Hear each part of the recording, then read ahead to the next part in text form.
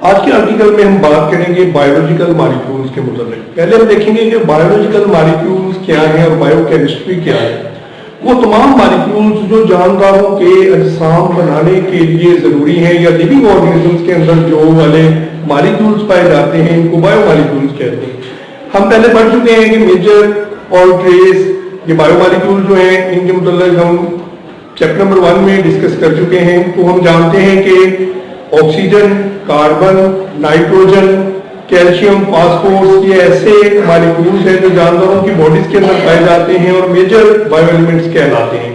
Biochemistry से मुराद है कि जानवरों की बॉडीज के अंदर होने वाले केमिकल कंपोनेंट्स और chemical processes.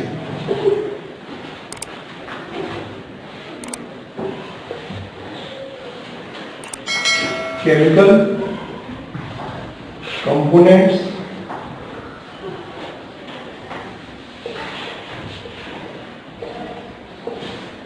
and chemical processes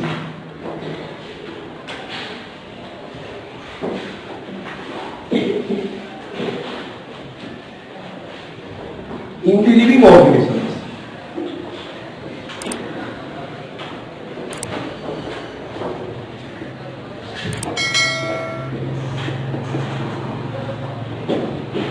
इसका बायोकेमिस्ट्री। बायोकेमिस्ट्री में हम केमिकल कंपोनेंट्स और केमिकल प्रोसेसेस को पढ़ते हैं। जानवरों की बॉडीज जो हैं ये कॉम्प्लेक्स होती हैं।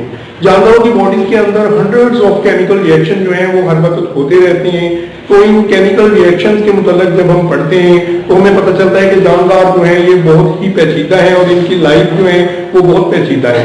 सेल के अंदर ये केमिकल रिएक्शन जो है ये वकूअ पज़ीर होते हैं। जैसे प्लांट्स के अंदर फोटोसिंथेसिस का अमल और एनिमल्स के अंदर रेस्पिरेशन का अमल जो है ये बायोकेमिस्ट्री के अवामल की एग्जांपल्स हैं। इसके बाद हम ये देखेंगे कि जानवरों की बॉडीज जो है उनकी कंपोजिशन किस तरह से है और बायोकेमिस्ट्री जो है वो किस तरह से इंपॉर्टेंट है। बायोकेमिस्ट्री जो है वो बहुत सारे प्रोसेस जो जानवरों की बॉडीज के अंदर होते हैं उनको एक्सप्लेन कर सकती है, जैसा कि रेस्पिरेशन, फोटोसिंथेसिस और मसल कॉन्ट्रैक्शन वगैरह जो है उस मैकेनिज्म को समझने के लिए हम बायोकेमिस्ट्री जो है उसको इस्तेमाल करते हैं। जानवरों की केमिकल कंपोजिशन को देखा जाए, केमिकल कंपोजिशन जानवरों की जो बॉडीज होती हैं वो बहुत सारे chemical, all living things are made up of certain chemical compounds. ये ऑर्गेनिक और इनऑर्गेनिक कंपाउंड हो सकती है। ऑर्गेनिक, ऑर्गेनिक में कार्बोहाइड्रेट,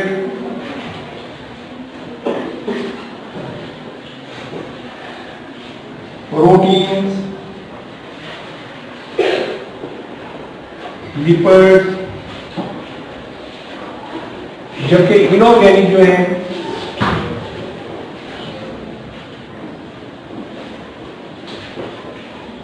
उनके अंदर CO2, H2O वगैरह शामिल है। तो जानदार जो है वो दो तरह के ऑर्गेनिक या इनऑर्गेनिक कंपाउंड जो है उनसे मिलकर बनी है। अब जानवरों की बॉडीज के अंदर बहुत सारी केमिकल एक्टिविटीज होती रहती हैं। All of chemical reaction in the taking place in the cell is called metabolism.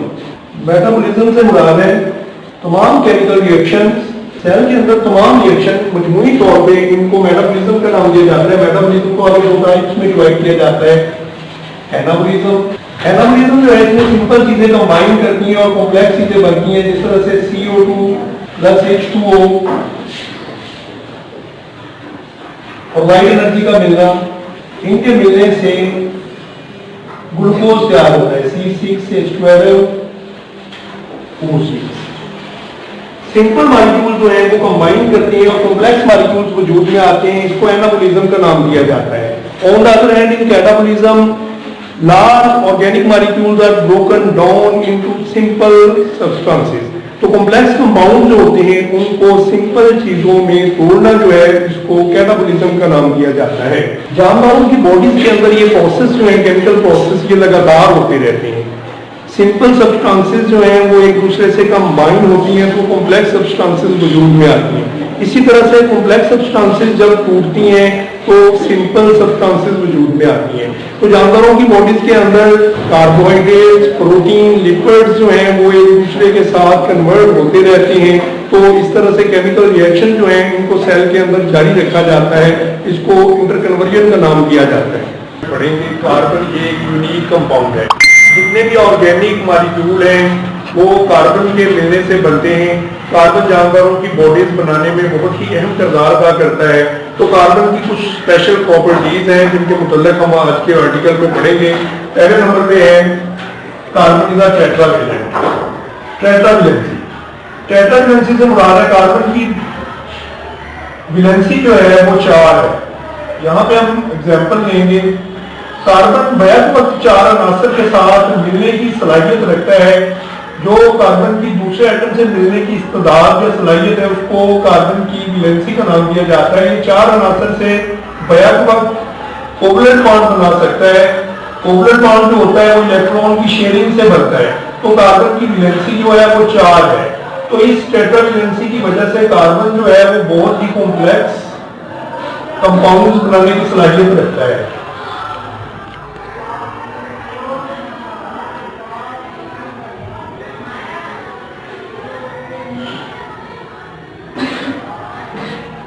Complex compounds are formed due to the tetravalency of carbon। तो ये कोवलेंट बॉन्ड जो है वो कार्बन और दूसरे अनासर के दरमियान बनता है। Covalent bond is formed by the sharing of electron. इसके बाद दूसरे नंबर पे है carbon carbon combination. Carbon carbon combination. Carbon carbon combination से मुराद है कार्बन अपने जैसे कार्बन के साथ मिल सकता है। दूसरे कार्बन के साथ मिलने की सलाहियत की वजह से ये जो ऑर्गेनिक कंपाउंड्स हैं उनके स्केलेटन बनाने की सलाहियत रखता है। जितने भी ऑर्गेनिक कंपाउंड्स हैं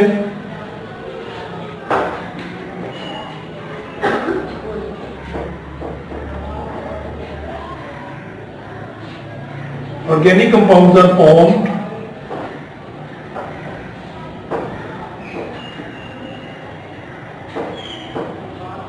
ड्यू टू दिस प्रॉपर्टी। तो कार्बन अपने जैसे कार्बन के साथ मिलकर कॉम्प्लेक्स कंपाउंड बनाता है। एक सिंपल ग्लूकोज के बनने के ही अमल को लें तो हम देखेंगे कि 6 कार्बन जो है वो एक दूसरे के साथ अटैच होते हैं। तो कार्बन कार्बन कॉम्बिनेशन की वजह से ही ग्लूकोज मॉलिक्यूल वजूद में आता है। दूसरे कॉम्प्लेक्स कंपाउंड जिनमें कार्बोहाइड्रेट, प्रोटीन, लिपिड्स वगैरह हैं वो कार्बन की इसी खसूसियत की वजह से बनते हैं। कार्बन अपने जैसे कार्बन के साथ अटैच होने की सलाहियत तो रखता ही है। इसके अलावा कार्बन अपने जैसे दूसरे अनासर जो है उनके साथ भी मिल सकता है, जिसके मिलने की वजह से मुख्तलिफ बॉन्ड्स जो है वजूद में आते हैं। तो combination of carbon with other elements.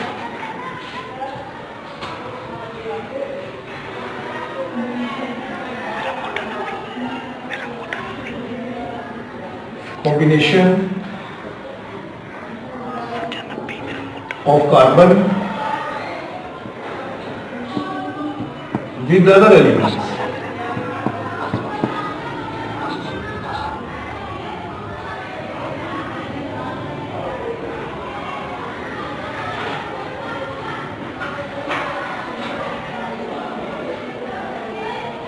Carbon hydrogen के साथ मिल सकता है। CH बॉन्ड वजूद में आता है। कार्बन और हाइड्रोजन का ये जो कॉम्बिनेशन है ये ऑर्गेनिक मॉलिक्यूल्स के अंदर पाया जाता है और ये एनर्जी का सोर्स है।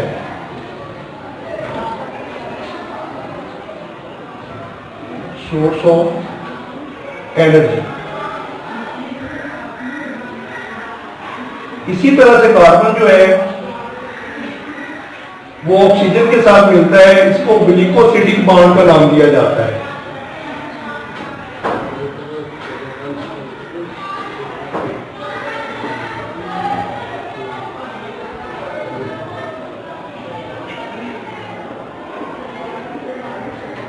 ग्लिकोसिडिक बॉन्ड, ग्लिकोसिडिक लिंकेज जो होता है ये 2 मोनोसैकेराइड्स के दरमियान होता है। यहाँ पे इसकी एग्जांपल हम लेंगे। ये हमारे पास एक मोनोसैकेराइड है, इसका कार्बन अगले मोनोसैकेराइड के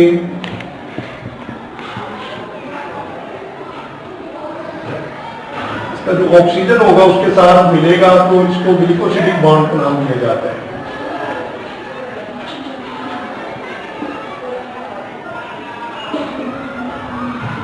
ग्लिकोसिडिक bond is formed between two monosaccharide. जब दो मोनोसैकेराइड एक दूसरे से मिलते हैं तो इनके दरमियान जो बॉन्ड पाया जाता है उसको ग्लिकोसिडिक बॉन्ड का नाम दिया जाता है। इसके बाद आता है पेप्टाइड बॉन्ड।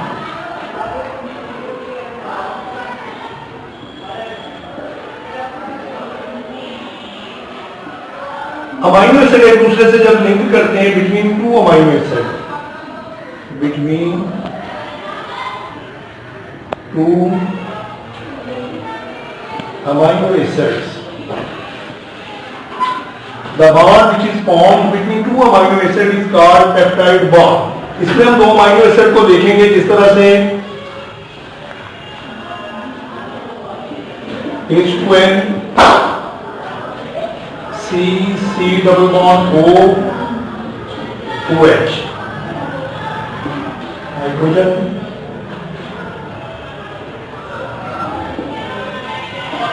ये दूसरे अमाइनो एसिड के साथ जब लिंक करेगा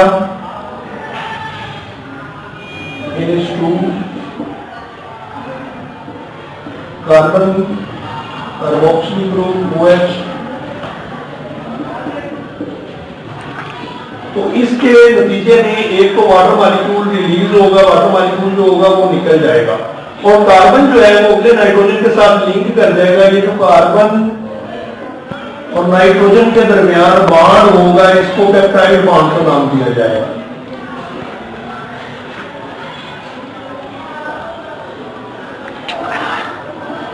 कार्बन नाइट्रोजन के साथ मिलकर पेप्टाइड बॉन्ड बनाता है। पेप्टाइड बॉन्ड जो है वो प्रोटीन फॉर्मेशन में बहुत इंपॉर्टेंट होते हैं। प्रोटीन के स्ट्रक्चर को देखा जाए तो बहुत सारे अमाइनो एसिड जो हैं वो एक सीक्वेंस के साथ, एक खास सीक्वेंस के साथ मिलते हैं तो प्रोटीन के स्ट्रक्चर वजूद में आते हैं। तो कार्बन की दूसरे अनासर के साथ मिलने की जो सलाहियत है ये बड़े बड़े ऑर्गेनिक मॉलिक्यूल जो है उनको तश्कील देने में, उनको बनाने में बहुत ही अहम किरदार अदा करती है। इसके बाद है मैक्रोमॉलिक्यूल्स।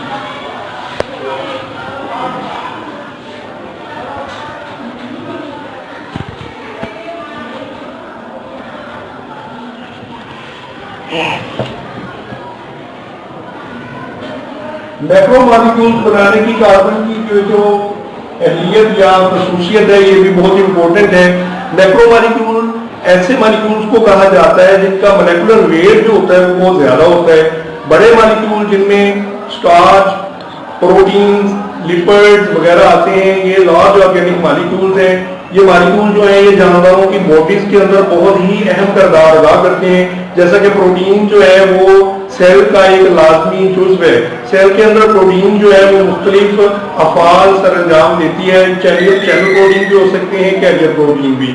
इसके अलावा कार्बोहाइड्रेट जो है उसका बॉडी के अंदर बहुत ही ज्यादा किरदार है। फैट्स, लिपिड्स वगैरह जो है ये सेल मेम्ब्रेन का स्ट्रक्चर बनाने में अहम किरदार अदा करते हैं। ये जो लार्ज ऑर्गेनिक मॉलिक्यूल्स होते हैं ये टूटते हैं तो एनर्जी प्रोवाइड करते हैं। ये वाली एनर्जी जो होती है इसको डिफरेंट सेलुलर एक्टिविटीज के लिए इस्तेमाल किया जा सकता है। इसके बाद है माइक्रोमॉलिक्यूल्स। माइक्रोमॉलिक्यूल्स में शामिल है कार्बोहाइड्रेट,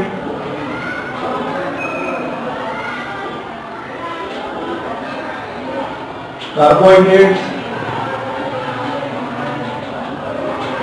प्रोटीन्स,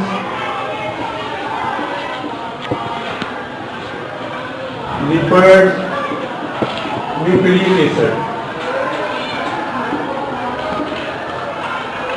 इसके बाद एक कार्बन की और सलाहियत है इसमें माइक्रोमॉलिक्यूल आते हैं। Micro mean small.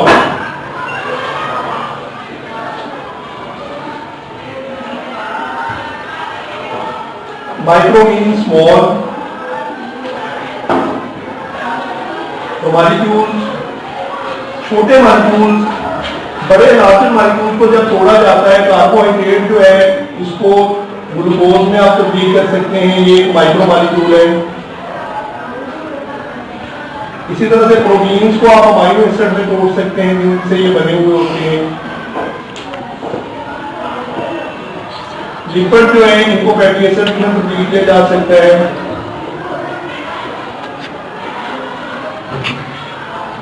Fatty acid and cholesterol.